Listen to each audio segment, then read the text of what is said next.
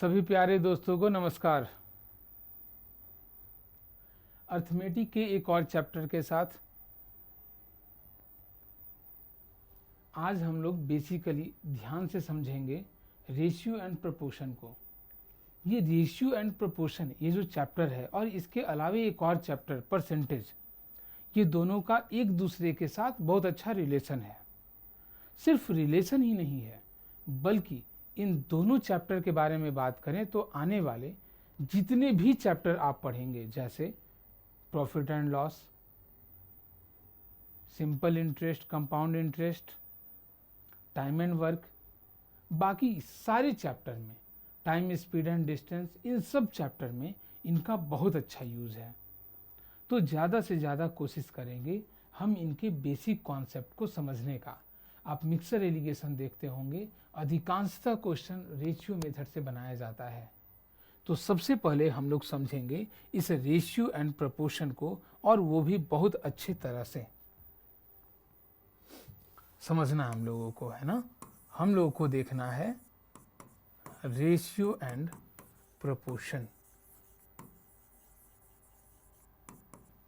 अनुपात एवं समानुपात।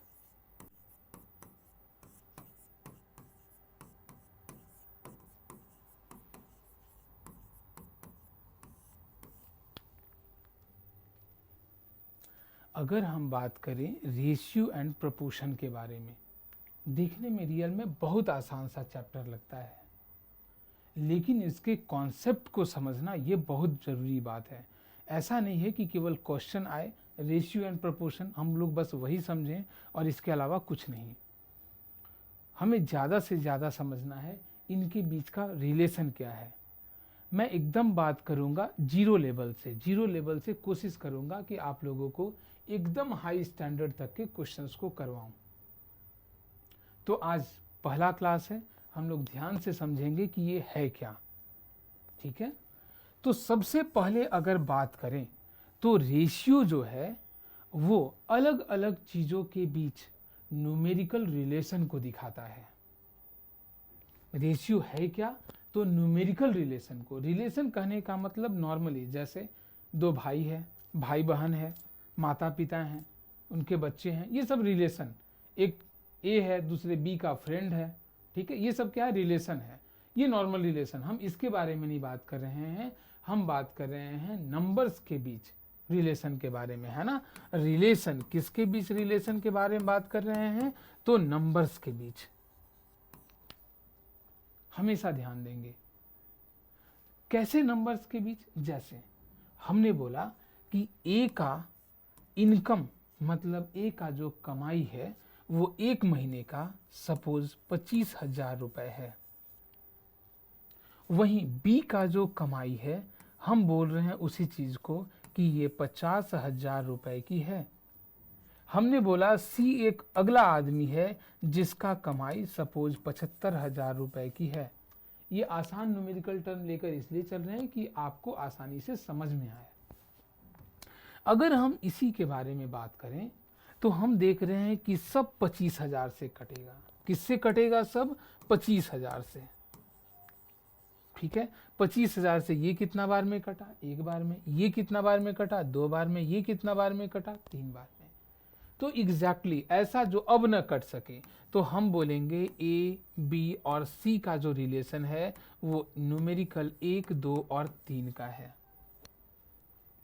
A B और सी का जो रिलेशन है वो कैसा है, 1, 2 और 3 का। इसके कहने का मतलब क्या है, इसके कहने का मतलब हम इसको देख करके सिर्फ रिलेशन बता सकते हैं, एग्जैक्टली वैल्यू नहीं बता सकते हैं, लेकिन रिलेशन को जरूर बता सकते हैं।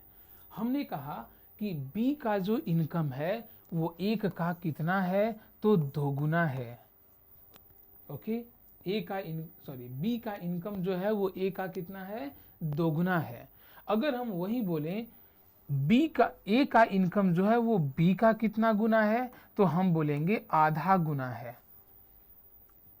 ए का इनकम बी का कितना, आधा गुना है। उसी तरीके से अगर बोलें कि सी का इनकम ए का कितना गुना है, तो हम बोलेंगे ये 1 है, ये 3 हो गया। 1 है, 1 से कितना हो गया, 3 हो गया, मतलब ये 3 गुना है। अगर वही हम बोलें कि ए का इनकम सी का कितना गुना है, तो 1/3 गुना है। हम बोलेंगे ये कितना है, 1/3 गुना है। वहीं अगर बात करें कि सी का इनकम बी का कितना गुना है, तो 2 का 1.5 गुना होता है 3, मतलब ये जो है इसका कितना गुना है, तो 3/2 गुना है। अब बात समझ में आ रहा है? तो ये रिलेशन को दिखाने का अलग अलग तरीका होता है। हम कैसे दिखाएंगे एक दूसरे चीज के न्यूमेरिकल रिलेशन को, शायद ये बात समझ में आ रही होगी आप लोगों को। ये क्या है, नंबर्स के बीच रिलेशन। ये इनकम का है, एज के बीच रिलेशन हो सकता है। राम का एज श्याम के एज का 2.5 गुना है। तो इस तरीके से हम लोग रिलेशन को दिखाते हैं, और भी बहुत सारी चीजें हैं। ये हम बात कर रहे हैं किनके बीच, रिलेशन के बीच। तो सबसे एकदम आसान आसान क्वेश्चन कैसे पूछे जाते हैं, उसके आगे हम कैसे बढ़ेंगे और उनको किस तरीके से समझेंगे, ये बात को समझने का कोशिश करना है। चलिए हम बात किए, मान लेते हैं दो कोई है, सपोज एक ए और दूसरा बी। हमने कहा इन दोनों के बीच जो रिलेशन है वो 2 और 3 का है। इसका मतलब क्या है, जैसे हमने पिछले क्वेश्चन में कहा कि ए बी और सी का जो रिलेशन है वो 1, 2 और 3 का है। तो क्या ए का न्यूमेरिकल वैल्यू रियल में 1 है? तो नहीं, ऐसा नहीं है ना। क्या है, ए का रियल वैल्यू 25,000 है। इसका मतलब यहाँ जो कांस्टेंट टर्म है, कोई एक ऐसा मल्टीपल होगा, कोई एक ऐसा नंबर होगा, एक ही चीज जिससे तीनों को गुना करे तो वो उसका एग्जैक्ट वैल्यू दे देगा। तो ऐसे में अगर बात करते हैं तो यहाँ वो वैल्यू कौन सा है, तो 25,000 है। तो उसी तरीके से अगर मेरे पास ये वैल्यू नहीं मालूम हो तो हम इस चीज़ को कुछ मान लेते हैं, एजम्पशन करते हैं। मान लेते हैं ये x है, a है, b है, k है, p है, कुछ भी मान सकते हैं, अपना नाम भी मान सकते हैं आप लोग। ठीक है, मान लेना है a का वैल्यू क्या है, तो राम है, b का वैल्यू क्या है, तो 2 राम है, c का वैल्यू क्या है, तो 3 राम है, कुछ भी मान सकते हैं। तो उसी तरीके से हम लोगों को हर बात को समझना है। अगर a और b का रेशियो दिया हुआ है 2 और 3 का, इसका मतलब a का वैल्यू 2x है, 2x है, और b का वैल्यू 3x है। या इसी चीज को बोलते हैं, a का वैल्यू क्या बोलेंगे, 2x, और b का वैल्यू क्या बोलेंगे, 3x। इसी को नॉर्मली यूज में, सिंस यूनिटरी मेथड आपको मालूम है, यूनिटरी मेथड एक ही नियम, इसके कहने का मतलब पहले एक का वैल्यू निकालिए, उसके बाद ज़्यादा का वैल्यू निकालिए। जैसे आपसे बोल दिया गया कि ऐसे ऐसे 10 पेन का दाम सपोज 20 रुपया है, तो एक पेन का दाम कितना होगा, तो आप बताइएगा 2 रुपया है। तो एक पेन का दाम पहले निकाले, उसके बाद आपसे बोला जाएगा कि ठीक है बताइए 4 पेन का दाम कितना है, तो बोलिएगा 4 दूना का 8 रुपया है। तो ये यूनिटरी मेथड है। तो हम लोग इस तरीके से बोलते हैं, या इसको यूनिटरी मेथड से बोलते हैं। जब यूनिटरी मेथड से बोलना होगा तो हम बोलेंगे कि a का वैल्यू जो है वह 2 यूनिट है, b का वैल्यू जो है वो क्या है, तो 3 यूनिट है। इस तरीके से हम लोग बोलते हैं। ठीक है, क्वेश्चन पूछा गया कि अगर a और b 2 और 3 के रेशियो में है, यदि दोनों का योग सम 450 है, तो बोलिए a का वैल्यू कितना और b का वैल्यू कितना। अब एकदम आसान हो गया, क्लियर। सबसे आसान क्वेश्चन से चले हम लोग, है ना। बोलिए, तो अगर a का वैल्यू 2x है, b का वैल्यू इतना, और इनके योग पूछा गया, योग मतलब एक वैल्यू 2x है, दूसरा वैल्यू 3x है, मिलाकर कितना है 450। तो क्या दोनों को जोड़ने से 5x का वैल्यू 450 होगा। ऐसे में x का वैल्यू क्या है, तो 450 बटा कितना 5, 5 9 45, मतलब x का वैल्यू जो आया वो क्या आया, 90 आया। अब हम लोग को निकालना है a का वैल्यू। बोलिए a का वैल्यू क्या है, तो 2x। इसके कहने का मतलब 2 गुना कितना, तो 90, 9 दूना कितना हो गया 18, 180। यही अगर b का वैल्यू पूछा गया तो b का वैल्यू कितना है 3x, 3 गुना 90, तो 9 तिया कितना 27, 270। एकदम आसानी से किसी का भी वैल्यू निकाला जा सकता है। यूनिट में बात करेंगे तो सीधे सीधे, अब ऐसा नहीं है कि हर चीज़ को लिखेंगे, कंपटीशन में कोशिश करते हैं जिस चीज़ का आप एग्ज़ाम दे रहे हैं, ठीक है, ये जो एसएससी या बैंक ये सब ले रही होती है एग्ज़ाम, ये specially group C, group D, कुछ हद तक ग्रुप बी में जाता है, ठीक है, वो लगभग नहीं के बराबर होता है। तो अगर इन सब के एग्ज़ाम में जो भी पूछे जाते हैं क्वेश्चन, ऑप्शनल क्वेश्चन, उनमें कोशिश करना है कि आप कितना से कितना कम लिखकर मैथ में अपने क्वेश्चंस को बना सकते हैं। जितना कम लिखने का कोशिश कीजिएगा आप उतना समय बचा पाइएगा। जितना अधिक से अधिक आप सोच सकते हैं ये आपके लिए बेटर है, ये काम आपको करना है। यही आप ग्रुप ए का, ग्रुप बी का, यूपीएससी, जेपीएससी, इन सब चीज़ों का तैयारी कीजिएगा तो श्योर हम बोलेंगे कि वहाँ ज़्यादा से ज़्यादा आप लिख सकते हैं। लिखने का काम कीजिए, प्रैक्टिस लिखने का ज़्यादा होना चाहिए, ठीक है। यहाँ ज़्यादा का ज़रूरत नहीं है लिखने का, यहाँ जितना आप सोच सकते हैं उतना अच्छा है।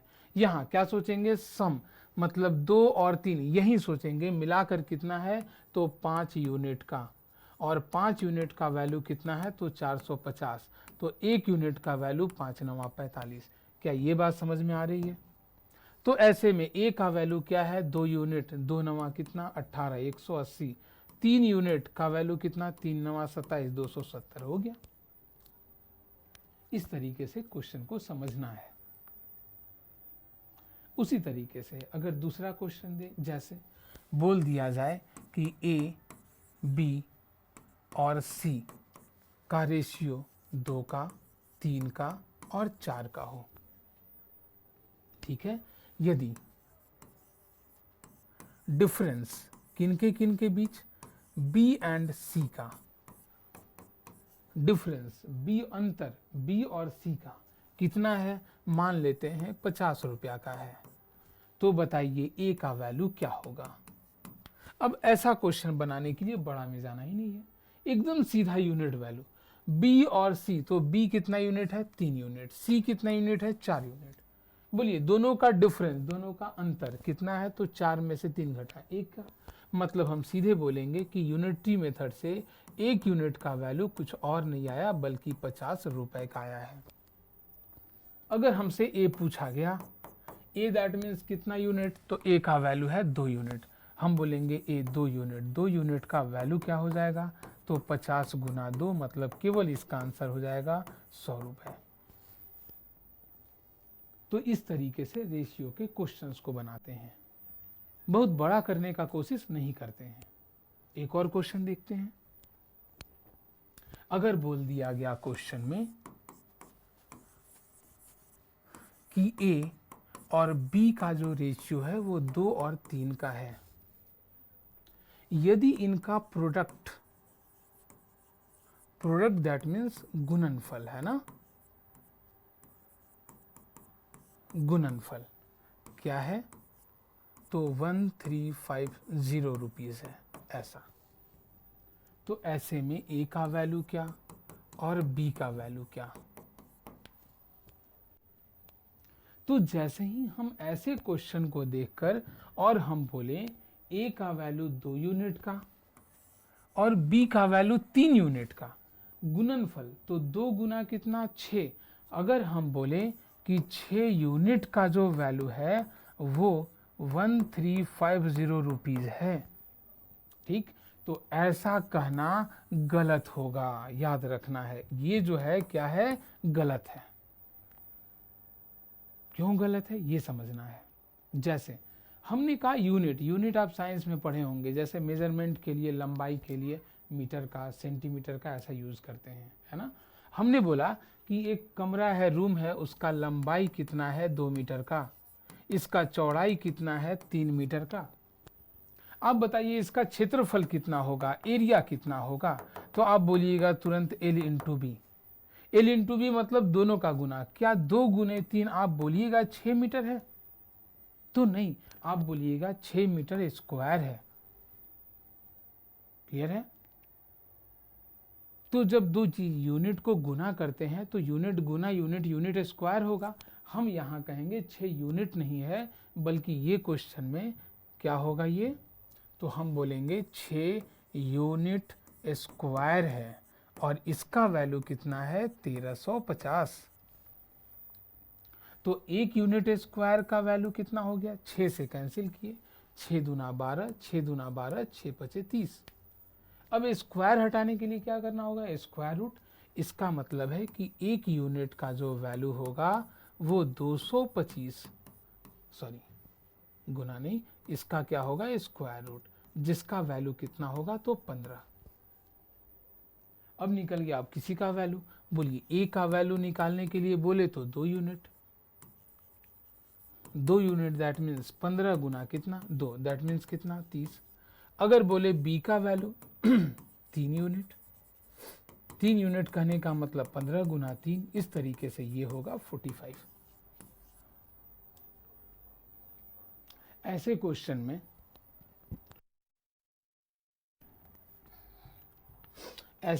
में आप इनका वैल्यू x मान के बनाइए, ज़्यादा आसानी से बनेगा। a का वैल्यू मान लेंगे 2x है, b का वैल्यू मान लेंगे 3x है। तो बोलिए क्या दोनों को गुना करेंगे तो 3 दूना का 6, x गुना x एक्स स्क्वायर बराबर कितना 1350। और इस तरीके से सॉल्यूशन करेंगे, 6 से कटा 225, 15 का स्क्वायर, इसीलिए x का वैल्यू कितना है 15। ऐसे हम आसानी से बना सकते हैं। तो तरीका बहुत है, समझना है कि क्वेश्चन को कैसे समझें, क्या करें कि क्वेश्चन आसान हो जाए। तो आज हम बात किए थे एकदम रेशियो एंड प्रोपोर्शन के बेसिक कॉन्सेप्ट के बारे में। अगले दिन हम फिर आएंगे, अगले दिन बात करेंगे इसके थोड़े से और आगे, जब दो से ज़्यादा रेशियो आपस में दिए हुए हों तब उनको कॉम्बाइन कैसे करते हैं, उनसे रिलेटेड क्वेश्चन को कैसे बनाते हैं, और भी बहुत सारी बातें। अच्छे अच्छे क्वेश्चन रहेंगे, मिक्सर एंड एलिगेशन के क्वेश्चंस को कैसे बनाएंगे, ये बातें हम लोग धीरे धीरे समझेंगे। चलिए आज के लिए बस इतना ही करते हैं। आप लोग का बहुत बहुत धन्यवाद। वीडियो अगर पसंद आए तो लाइक और सब्सक्राइब जरूर कीजिए। चलिए बहुत बहुत धन्यवाद।